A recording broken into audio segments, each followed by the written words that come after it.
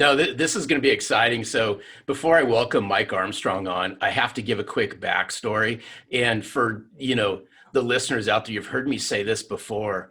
When you engage on social and you truly engage and you open up and invite conversation, you meet some of the coolest people.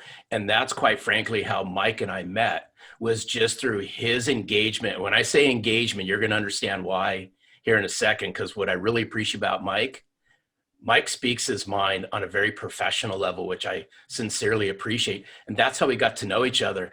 And with our special report that just came out in our live cast, I called Mike and I said, you know what? You need to come on the Selling from the Heart podcast and we need to unpack some things. So without further ado, Mike Armstrong, welcome to Selling from the Heart.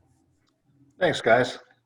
Mike, it's great to have you here, and this is going to be a phenomenal discussion. But you know the question that every guest on the Selling from the Heart podcast gets, and that is this: what does it mean to you to sell from the heart?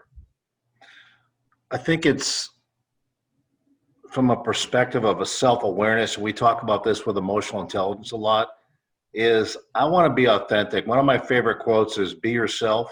Everyone else is already taken. And what I see is a lot of companies trying a cookie cutter approach to training. And I've been through, I think, 7 or maybe even 8 sales training programs in my career. And while I picked up some various things from each one of them, what I realized is if I'm real with my customers, and I'm not talking about what we call the dark side of emotional intelligence where you're faking it to make it. What I'm talking about is if I just show up and be me, and I really sit down and ask myself, what's it like to listen to me today? One of the things I tell my classes a lot is before you walk into a customer's space, they're giving you space, okay? Ask yourself the question in the car, on the elevator, what is it like to listen to me today? Because in reality, if you've been sold to or communicated with, you know what works for you. And if you take time to research me, and what I'm about, because everyone makes choices for different reasons, some for financial reasons, some for social, some for team benefits, some for patients, whatever space you're in. You need to put away the one size fits all. These are my 3 questions. This is my strategy. You have to have a plan, but in reality, you also have to make it sound like you.